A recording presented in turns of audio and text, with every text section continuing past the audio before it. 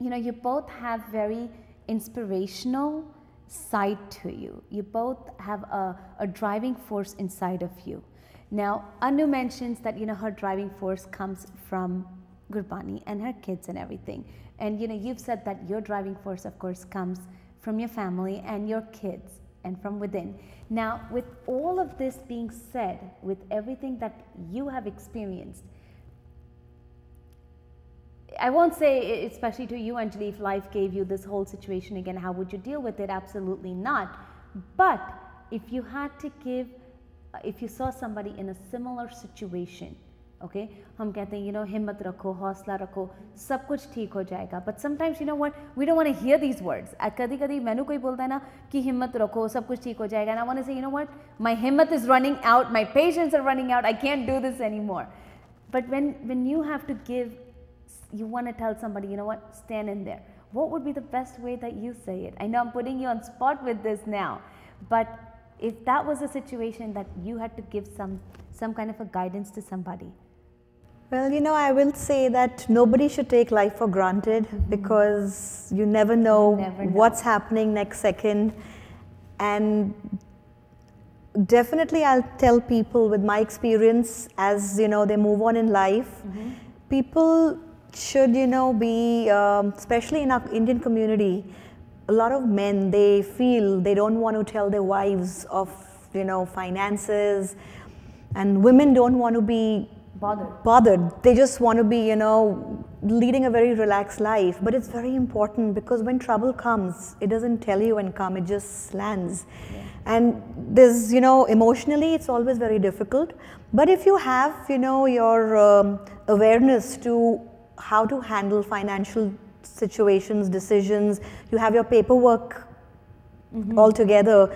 And I tell you, when I look back, thank God that my husband trusted me, and he always made me a part of every decision, and I think it's very respectful, and the awareness was there. So when I got into a situation, of course emotionally it was very difficult, that you just lost a loved one. But on the practical side, knowing where my paperwork was, what decisions I have to make, I would say, living in the Western world, legal documents like, having your wills, your executors, and knowing about a lot more in this field. It's such a big, estate planning.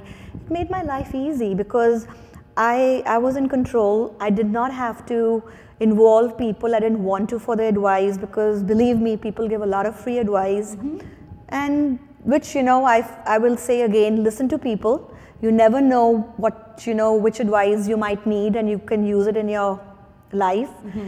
But again, there are a lot of things which you need to, for yourself, know, and if you can discuss it while you are together as a couple. You think about your children. Don't let people walk over you. Keep your respect, and being positive, of course, it really helps. And I'm a very positive person, and that's really helped me in my life.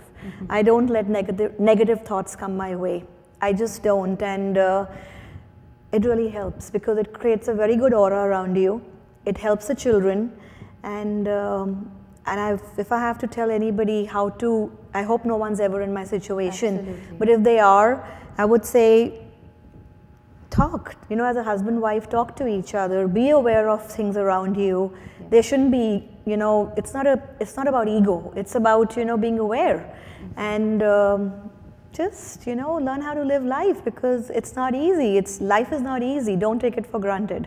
Now, Anjali, let me also ask you, आप पहले काम करते थे, आपके husband का business है, आपने कहा था. He had his own business. We worked together, and thank God that I was working with him part-time, because I had 3 children. Yeah. But then I made a decision when he died that I'm going to actually, sell my business, because I didn't have family here. Okay. And there was a lot of traveling which he did. But if I was to run it by myself, I would have to travel a lot. And my children being 9, 12 and 16 at that time, Yeah.